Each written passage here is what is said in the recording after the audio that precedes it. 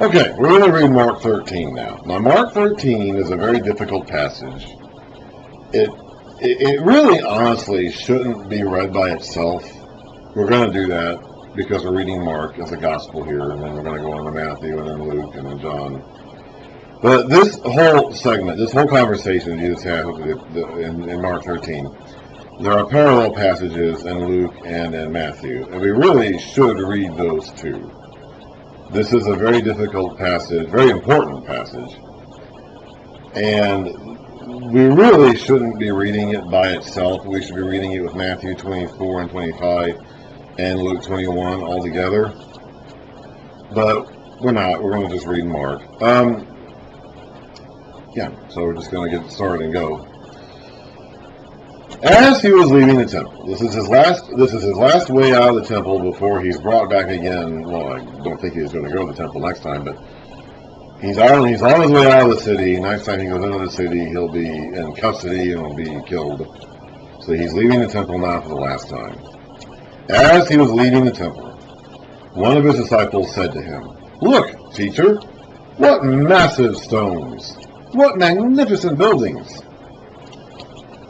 "Do you see all these great buildings?" Jesus replied. "Not one stone here will be left on another. Every one will be thrown down." So he's saying that the temple is going to be judged. He's been saying this really all along. John the Baptist was saying this. This was the ministry of both John the Baptist and Jesus, that the axe at the root of the tree, and the axeman's coming to cut the tree down. God had already done this. We've read some passages before from Isaiah and Jeremiah where God was prophesying to do this in their day, and he did. And he let them come back, and we read all about that in the Old Testament. He's going to do it again.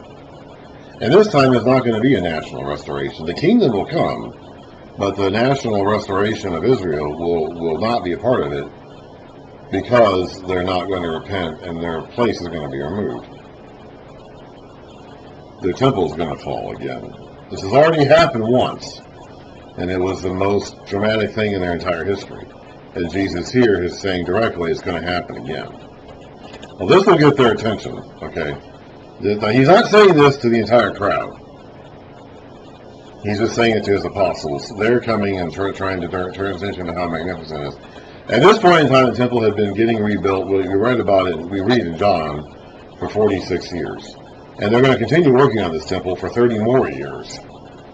This temple isn't going to finally be finished getting renovated until like 66 AD or something like that. And then it'll be destroyed a few years later. So they've been working on renovating this temple for decades. Herod the Great started this 40 years ago, 45 years ago at this point. And it'll continue for another 30 years. But it's going to all come for naught because not long after they finally finish, it's going to be destroyed completely. As Jesus was sitting on the Mount of Olives opposite the temple, so he leaves the city and now he's across on the other side of the valley on the Mount of Olives, Peter, James, John, and Andrew asked him privately, "Tell him, these are four brothers, these are two sets of brothers. Remember, they were the original four apostles and they were the two sets of brothers. Peter, James, and John are like in the top, the innermost three, with Andrew apparently as the fourth one on their list. So these four come up to him privately and ask, "Tell us, when will these things happen?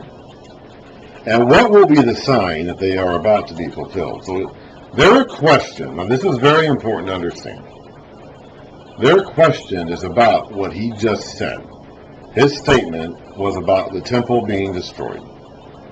And that happened historically in the year 70 AD. I believe on August 9th, 70 AD, August 6th or August 9th, 70 AD. We know the exact day.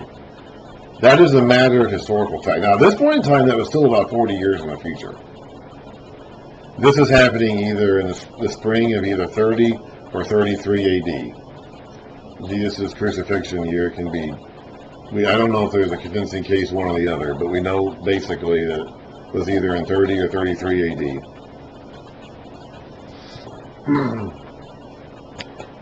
The fall of the temple happened in the summer of 70 AD, about 40 years later. That is a matter of historical fact. Now, at the point in time when this conversation was happening, the temple had not yet fallen. And I believe also at the point in time when this gospel was written, the temple had not yet fallen. So these warning, the sign is about the fall of the temple. Him predicting that was so shocking to them that they had to know more about it. Because that would have been just earth-shattering. Like it happened to them 600 years ago when Nebuchadnezzar and the Babylonians destroyed their first temple, and it was the most devastating event in their national history. Like the last thing they want to hear is that the temple's going to fall again. So they have to know more about this. That's what they're asking about. Now to them, that is the end of the age. That is the end of the world. Like they can't think of anything more catastrophic than that. Now in this gospel, there's asking specifically about these things and a sign about them being fulfilled. Later gospels will phrase it about the end of the age. Okay? But we have to remember that we're talking about the fall of the temple, which does mark the end of the Jewish age. We even got the timeline for that back in Daniel. When we read Daniel, we read about that as Daniel gave us a timeline from the events from his day down to the establishment of the kingdom, and then in Daniel 12 even the fall of the Jewish state. So that's going to happen. That's part of God's timeline of events. His kingdom is going to be established in the church, to which all people, Jews and Gentiles, are invited. Jews first and Gentiles, and then Gentiles.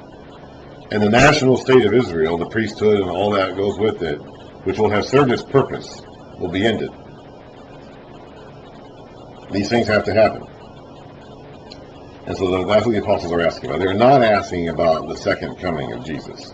This is a coming of Jesus. This is a day of the Lord. This is a coming of Christ, of Jesus, in judgment on the day of the Lord. This fits with all the other day of the Lord statements in the Old Testament. We've read about a bunch of them.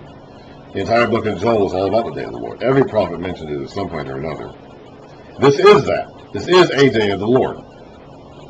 But this is not the one time, for all time, at the end of time, day of the Lord, which is going to be the end of history. This happened 2,000 years ago, 1950 years ago, in 70 AD.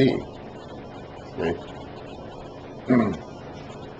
Now, when we read Matthew does have an additional chapter of information that does start pointing forward toward Jesus' literal second coming, as we call it.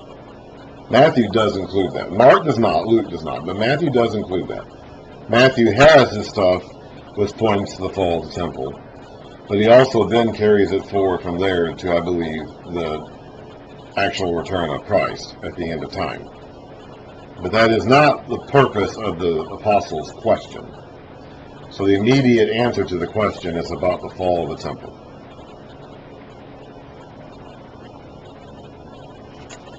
And that happened.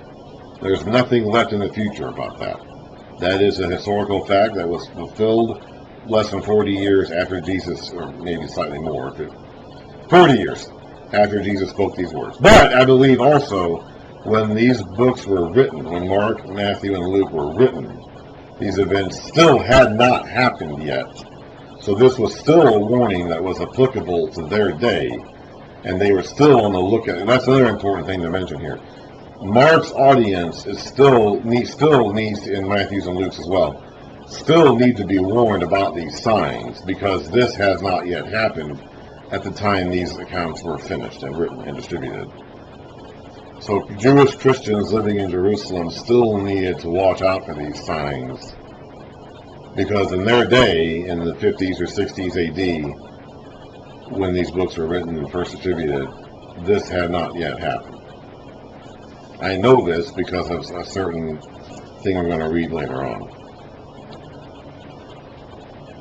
Jesus said to them,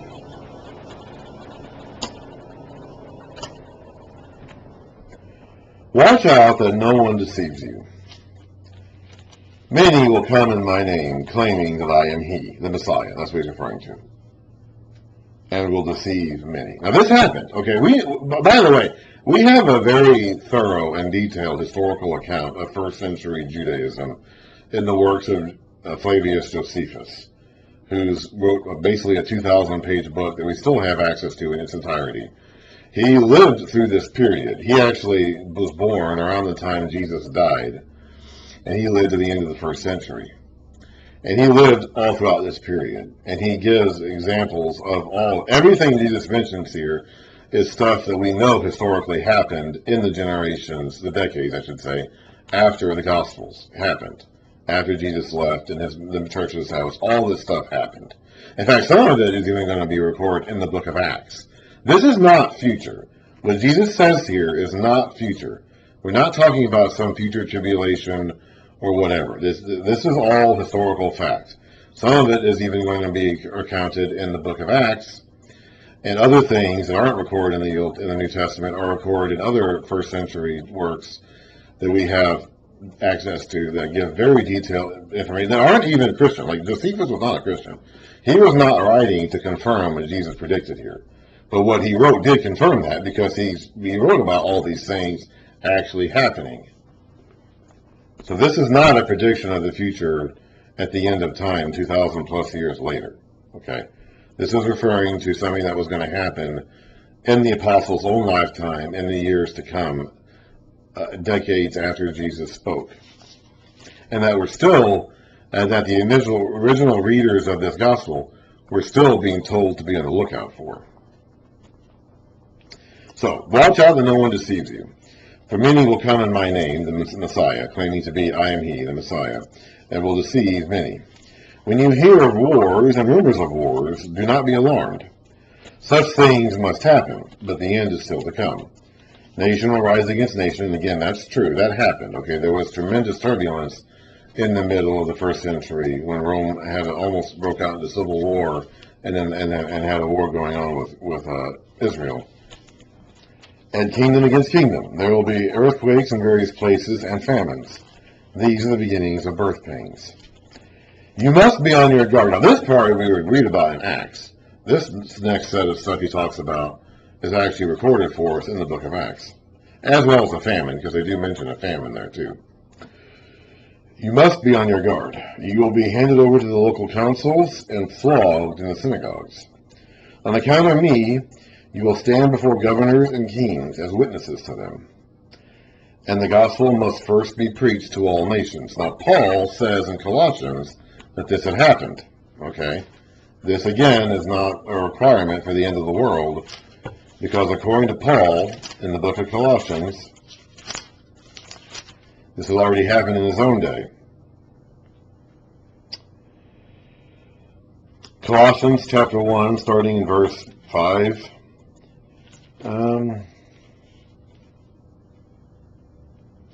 No, not really. Halfway through verse 6. All over the world, the gospel is bearing fruit and growing, just as it has been doing among you since the day you heard it and understood God's grace and all truth. So Paul, in 60 or so AD, when he wrote this letter to the Colossians, is thinking at that point in time the gospel had already been spread all over the world, all over the Roman Empire. That's what he defines as the world. So this is not, again, this is a reference to what's going on in their time, not reference to what's going on thousands of years later. Whenever you are arrested and brought to trial, do not worry beforehand about what to say. Just say whatever is given to you at the time, because it is not you speaking, but the Holy Spirit. Again, we read about this actually happening, and we will read about this happening in the book of Acts. Brother will betray brother to death, and a father his child. Children will rebel against their parents and have them put to death. All men will hate you because of me, but he who stands firm to the end will be saved.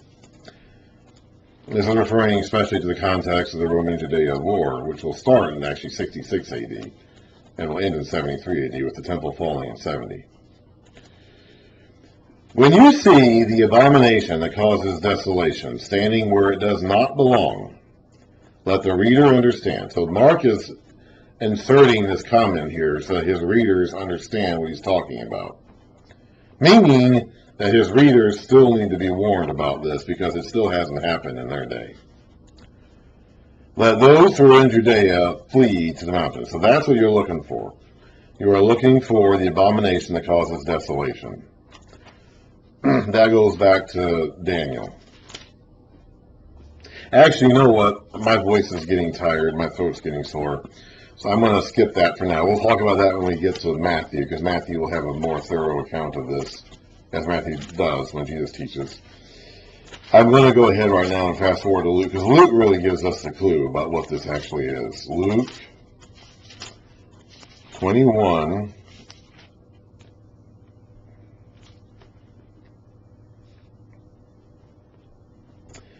verse 20. This is actually this is our clue for what the actual sign specifically is. When you see Jerusalem being surrounded by armies, you will know that its desolation is near. Then let those who are in Judea flee to the mountains. And he goes on from there. So that's specifically the sign. And there was a moment during the war, which started in 66 AD and continued on for 73 AD, where the Romans advanced on Jerusalem, but actually went back and retreated, and then went on again. And that was the moment that Jesus said, when you see that happen, leave. Leave immediately. Get out of town as soon as you see that happen.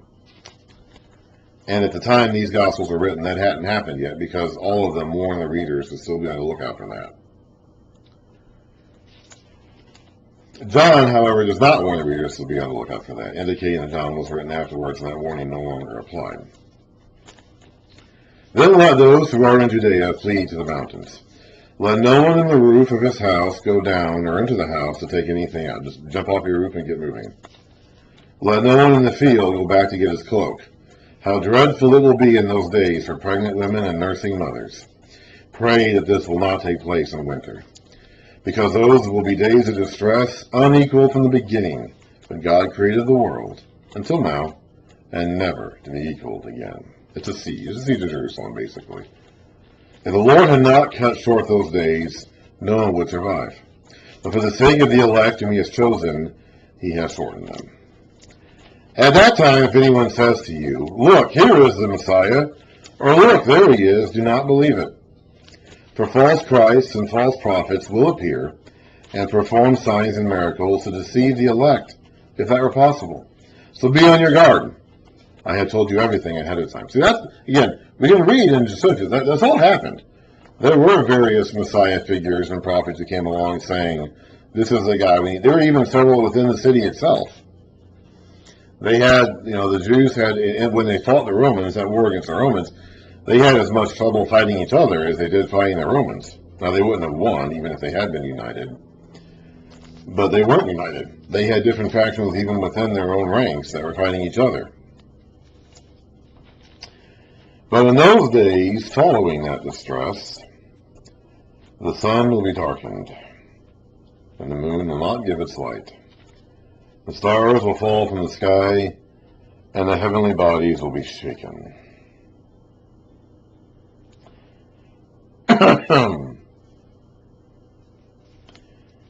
At that time, they will see, let's see here, Isaiah 13.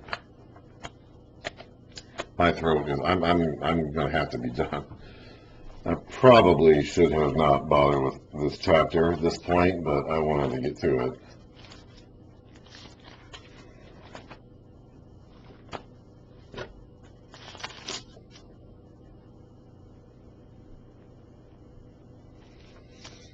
So the verse he's quoting here is from Isaiah 13, which is an oracle against Babylon.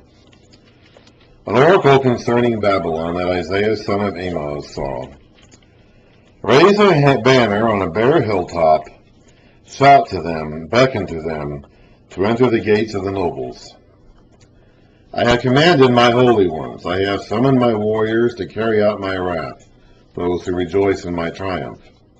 Listen, a noise in the mountains, like that of a great multitude. Listen, an uproar among the kingdoms, like nations massing together. The Lord Almighty is mustering an army for war. They come from faraway lands, from the ends of the heavens. The Lord on the weapons of his wrath, to destroy the whole country. Wail, for the day of the Lord is near. It will come like destruction from the Almighty. This is not the day of the Lord, by the way. It's the day of the Lord on Babylon. What Jesus is talking about in Mark 13 is basically the day of the Lord on Israel. Because of this, all hands will go limp. Every man's heart will melt. Terror will seize them. Pain and anguish will grip them. They will writhe like a woman in labor. They will look aghast at each other, their faces aflame. See, the day of the Lord is coming, a cruel day, with wrath and fierce anger, to make the land desolate and destroy the sinners within it. The stars of heaven and their constellations will not show their light.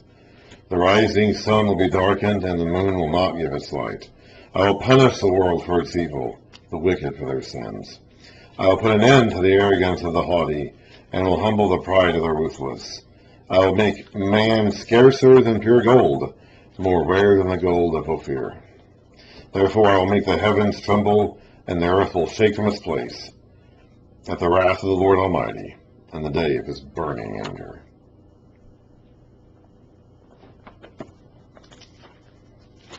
That was the day of the Lord on Babylon, as seen by Isaiah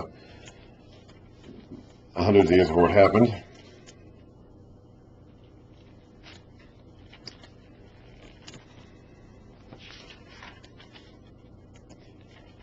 In Isaiah 34, he says this, "Come near, you nations, and listen. Pay attention, you peoples.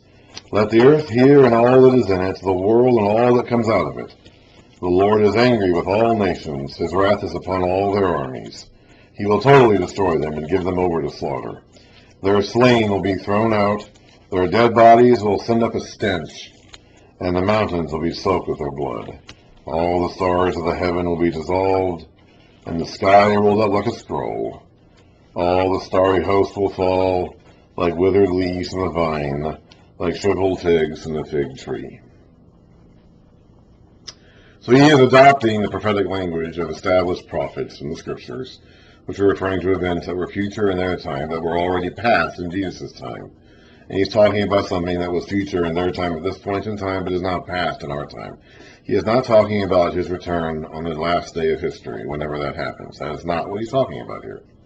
Okay, he's talking about the day of the Lord coming against Israel, which happened in the context of the Roman-Judeo War from 66 to 73 AD. In particular, the destruction of Jerusalem and the fall of the temple in 70 AD. That's what he's talking about. That's what they asked about. That's what he's talking about. He is answering the question they asked. At that time, men will see the Son of Man coming in clouds with great power and glory. And he will send his angels and gather his elect from the four winds, from the ends of the earth to the ends of the heavens. Now that, again, is not referring to the end of time. Now he is referring to the coming of the Son of Man in Daniel. We read about this before. We're going to read it again here so we get our minds straight on this issue. Daniel 9, we see this vision, this court scene where God is... Daniel 7, excuse me, not Daniel 9. I always want to say Daniel 9, but in Daniel 7, that God is judging the wicked nations of the world in the form of these beasts. As I looked, Daniel 7, starting in verse 9, thrones were set in place, and the Ancient of Days took his seat, that's God. His clothing was as white as snow, the hair of his head was white like wool. His throne was flaming with fire, and his wheels were all ablaze. A river of fire was flowing, coming out from before him. Thousands upon thousands attended him. 10,000 times 10,000 stood before him. The court was sealed and the books were opened. Then I continued to watch because of the boastful words the horn was speaking. That's the beast of the Roman Empire. We'll talk about that later. Its body was destroyed and thrown into the blazing fire. In my vision at night I looked. This is verse 13. I looked, and there before me was one like a son of man, coming with the clouds of heaven. He approached the Ancient of Days and was led into his presence. He was given authority, glory, and sovereign power. All peoples, nations, and men of every language worshipped him. His dominion is an everlasting dominion that will not pass away, and his kingdom is one that will not be destroyed. Daniel asks for the interpretation of this dream and is told it, and he said that the beast will rule for a while. But in verse 26, the court will sit, and the beast's power, will be taken away and completely destroyed forever. Then the sovereignty, power, and greatness of the kingdoms under the whole heaven will be handed over to his saints, the people of the Most High. His kingdom will be an everlasting kingdom, and all rulers will worship and obey him. That is the imagery that Jesus is calling to mind whenever he talks about himself in terms of the Son of Man, especially when he refers to himself as the Son of Man coming in power. That's what he's referring to. And that happens whenever he comes in judgment at the day of the Lord. He did that against Israel in 70 AD. He will eventually, someday, do that to the whole world. On some final day in the future, there will be a one time for all time at the end of time day of the Lord, universal in nature and scope. But that is not what he's talking about in Mark 13. He's talking about the day of the Lord that's going to come upon Israel and the signs that are going to precede that. That's what he's asked about, and that's what he's talking about. Now, learn this lesson from the fig tree. As soon as its twigs get tender and its leaves come out, you know that summer is near. Even so, when you see these things happening, you know that it is near, right at the door. I tell you the truth. This generation will certainly not pass away until all these things have happened. And that means literally. The people living at that time, some of them at least, will still be alive 40 years later when these things happen. He's speaking this in either 30 or 33 AD.